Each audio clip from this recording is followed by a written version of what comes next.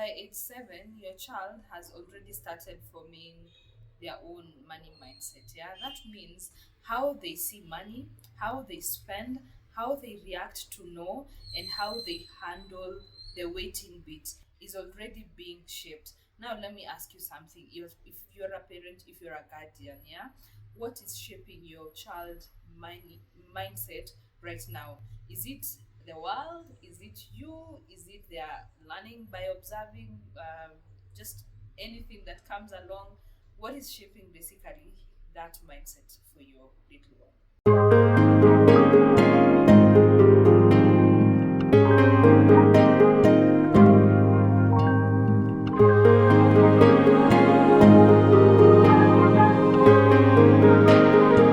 Hello, Jen. Hi. This one is interesting. Yes. So, what is a money mindset in a child? Wow. Out of research, Mm-hmm. a money mindset is not basically about numbers. Ah. It's about how a child feels about money. Mm-hmm. Do they feel entitled, or do they feel patient, or do they feel anxious, or they just careless, or are they responsible? Because before a child learns how to count money, they need they basically learn how to respond to it. So money behavior is emotional before it is logical. Yeah. Okay. And how is this mindset formed? So children are always watching Mm-hmm. and observing a lot. Yeah. So not when we say all the time. Maybe for example, what we say is what they observe, and what we say is not what they will do. What do I mean by this? Let me give us an example. When you say, or rather, when you tell your child, yeah, we can't afford this, that creates, they hear basically fear. Uh-huh. When you continue buying impulsively, they learn uh, that all the time I need to do, if I need anything, they do it with impulse. Yeah. When you argue about money, maybe it be in front of them, or they learn about stress. And when you plan, they learn a good structure. So your child is not listening to your financial advice, but basically they are copying your financial behavior.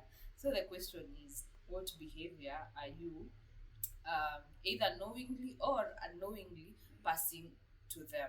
Let me give you another simple example that I often talk about.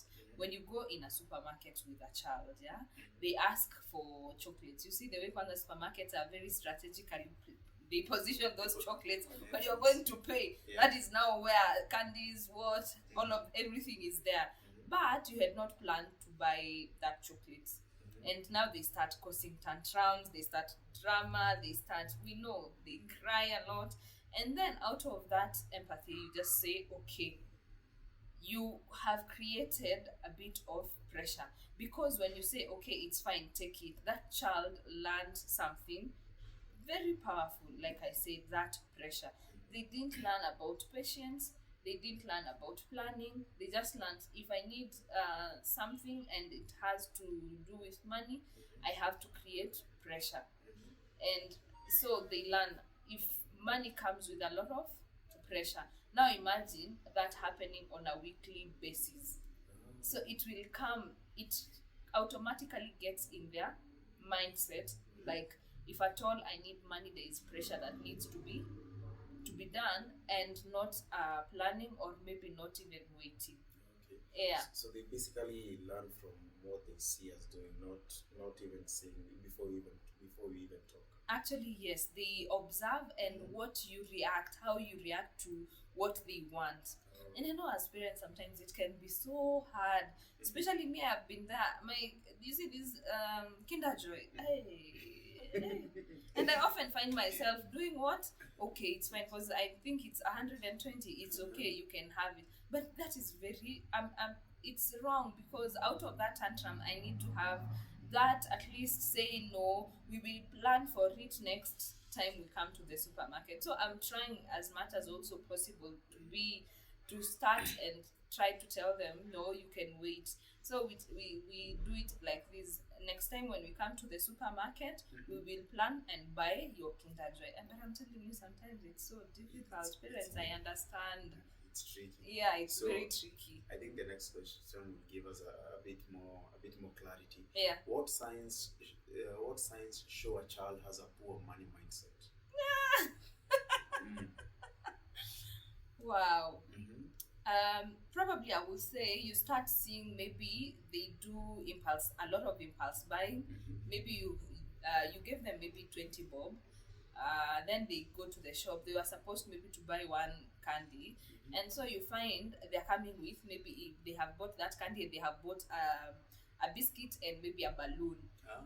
So basically that impulse buying. Mhm. Then another one is they don't have patience. If they want something, mommy, I want Kinder Joy, I want it now and now. They don't have that patience, and they feel so entitled. Like they want to run to that shop. They want to buy balloon. They feel entitled. I deserve to get that balloon. And another one, continuously start asking for things.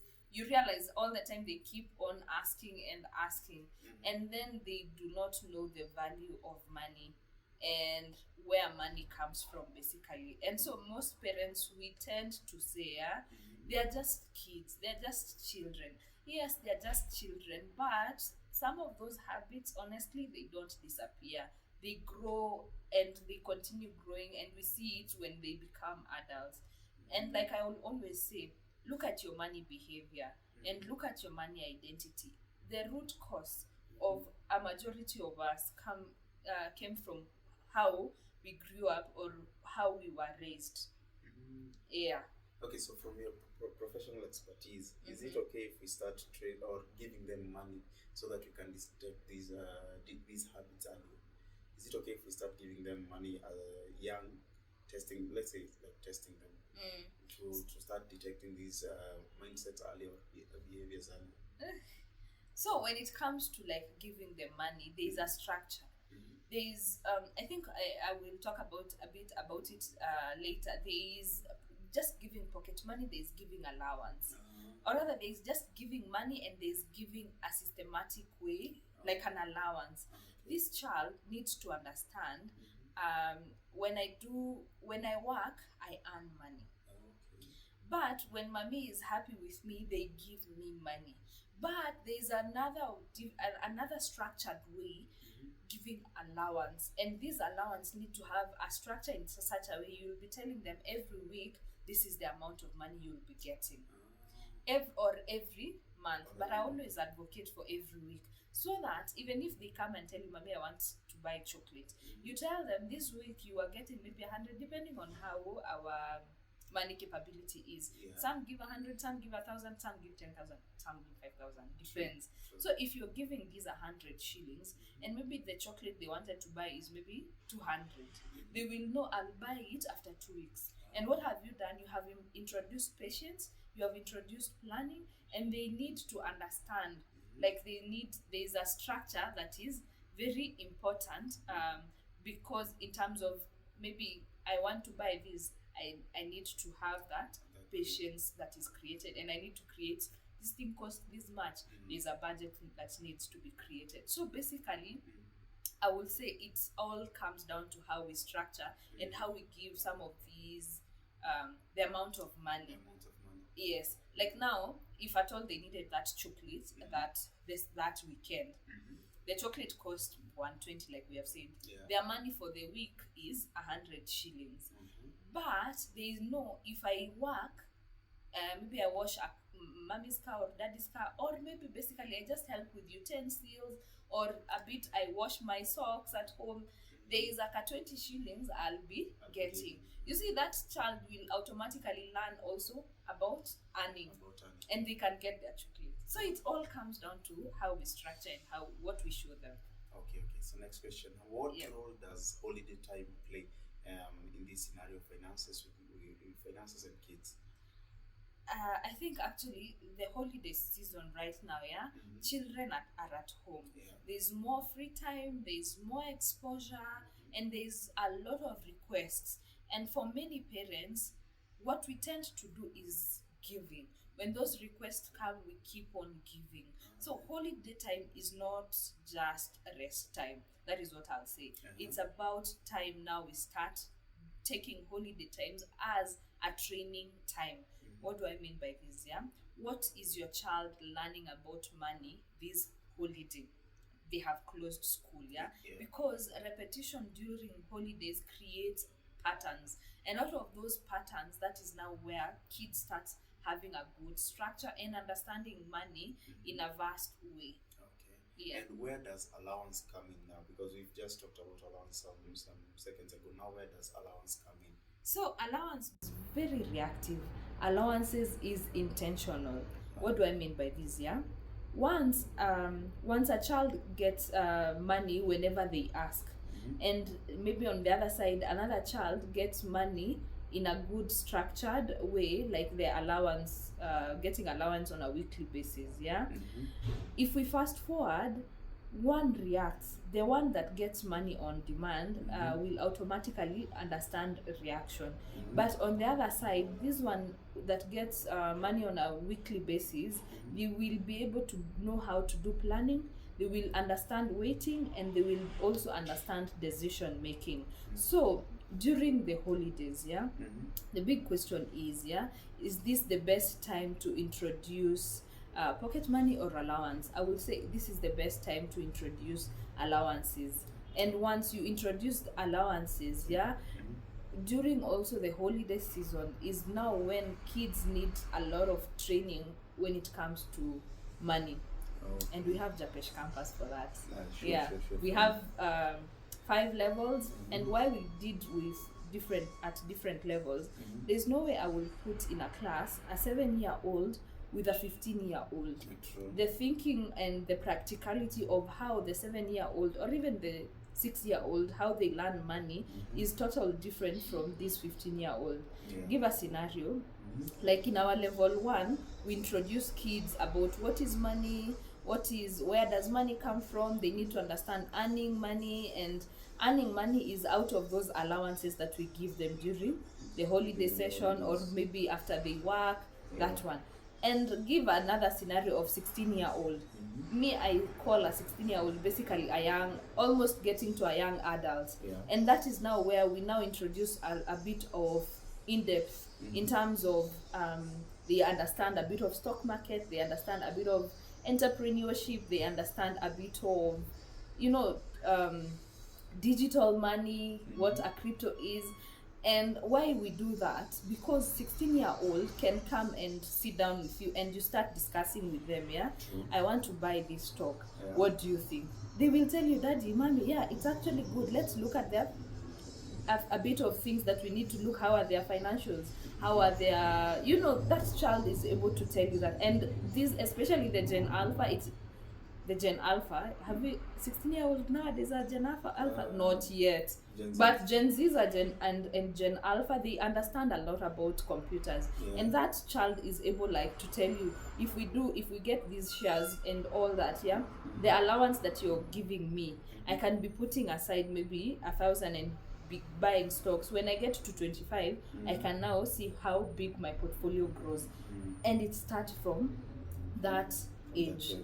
Yeah, I'll give I know I'm deviating so much, okay. But let me give a story, yeah?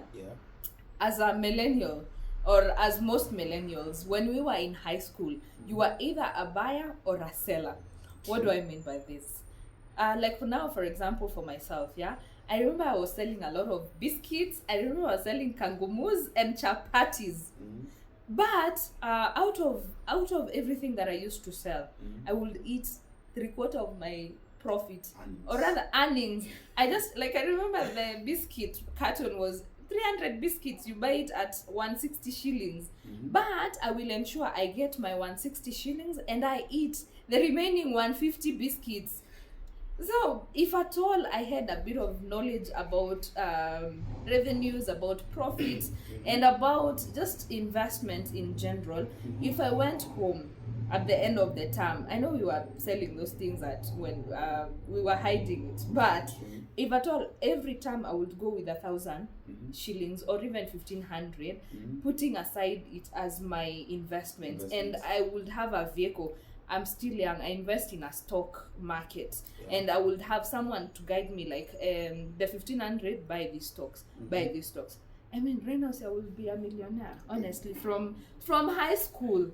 Because in high school, even today, I think we have two types of people: the buyers and the And sellers. And for the buyers, I will look at it like this: if we train them not to be impulse buyers, Mhm. you know, they wouldn't. I remember like someone who used to come and get 50 biscuits for 50 shillings. But anyway, so if we start learning and training those mindsets now, Uh-huh. and we train even about entrepreneurship, we show them, Mhm. when you get this cost, this is the revenue, this cost, this is after you remove your expenses, this is the gross profit, and this is the net profit. Mhm. And those are some of the things that we teach in Japesh campus. So, and do you think, especially for our kids, when we are training them about money, do you think we should train them to be risk averse in investments, or they shouldn't? They should. Yeah, should we train them to be risk averse in investing, especially? Wow. Mhm. So when it comes to investing, yeah, Yeah. at that level yet, Mhm.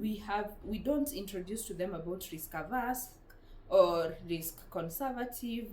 What we introduce is the concept about a risk. Uh-huh. And when we talk about risk, and like higher risk, higher returns, Higher returns. low risk, low returns, so that now that level, but when level 5, when they are young adults or in campus or in basically above 19, Yeah. now that is where we introduced a bit of in-depth about a risk, because now that is where they understand, am I a risk averse person? If I'm a risk averse person, what investments should I focus on? If I'm a risk taker, what investments should I take? And also the cautious, if at all I'm a risk taker, what are those mistakes I shouldn't do when it comes to the higher risk investments? So basically, yeah. But when they are below 18, we just introduce, especially for the class of between 15 to 18, we introduce to them about risk and return. Okay. Yeah. And how do parents now start shifting, especially their mindset, or how their kids behave with money? I think I'll make it very simple. Yeah? Yeah. You don't need to overhaul like everything. Start small. One, introduce a structured allowance, and like I said, depending on your income level, even a 10 bob every week, that's a good structure. Number two, teach needs versus wants in real situation. Like, let them understand, yeah, this chocolate is a want, you can do without it, but this food is a need, we can't go without it. Of course, both of them are consumption, but you need higher. If I'm bringing in like KFC is a want, you give basically real life scenarios, but the food that I'm able to provide for you is a need. It's a need. Some people, KFC to them is a need because it's food. So it all comes at how your household is basically. Okay. And then number three, let your children make the small mistakes, because out of making those small mistakes is how they learn to maneuver when it comes to money. Then number four is talk about money openly. When you're doing your budgeting, or when you're talking about maybe goal setting with your partner, do it with them. Let them get involved. Let them know this house runs with this amount of money, so that when you're telling them, Mommy, wait, I cannot afford to buy you a bicycle now, or Daddy, wait, how, whenever you call your little one, they are able to understand where you're coming from, and they are able to even see, like, I know Mommy will save, and in 10 months I can have that bicycle that I need. And basically you start, the final one is you model their behavior step by step. If your child, like, let me give an example, yeah. If your child spends all their money in one day, don't rescue them immediately. Let the lesson happen, yeah? And let that discomfort, let them feel that discomfort, because that is how you start basically training them. Yeah. Okay. And why is this hard for parents, especially to teach about finances or teaching the kids about money? So basically, this is very hard for parents because, yeah, we love our kids so much, and we don't want them to struggle at all. So you don't want to feel bad for them. So what we do as parents, we always run to rescue them. And by rescuing them, we end up giving them, you end up being very soft. And sometimes in protecting them today, what we do is basically we are weakening them tomorrow. So as parents, sometimes have that tough love. And if at all you need to give with moderation, but and with a plan. Okay. Yeah. Now, I'll talk a bit about Japesh campus, yeah, because we have been talking about kids and all that, yeah. Yeah. At Japesh campus, we have structured financial education levels, yeah, because money mindset is not built in one conversation alone. It's built over time, and with a lot of guidance, with a lot of repetition, and with a lot of good structure. So basically, that is why we have most of our structure in terms of the money education has like level 1, level 2, level 3, level 4, level 5, and a virtual parent session, so that we can at least partner with parents and we guide these children step by step to shape their mindset as early as possible. Because you can imagine a child coming at level 1 age, maybe they are 6 years, then they'll come again when they're age 9, then they'll come again when they're age 13, and maybe they'll come again when they're age 16, and finally at age 20.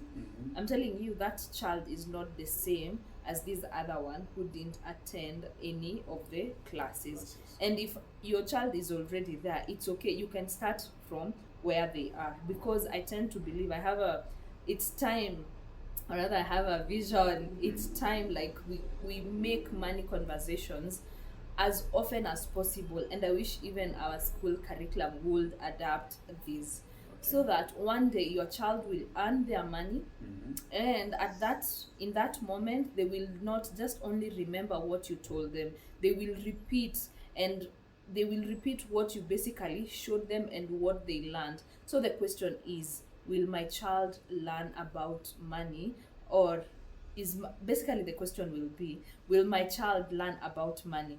The question that exactly we need to be asking ourselves is, how are they learning about that money? If this conversation made you reflect, then maybe it's time to be intentional. Join Japesh campus, let the little ones come, and let's train them. Let's raise a smart money generation.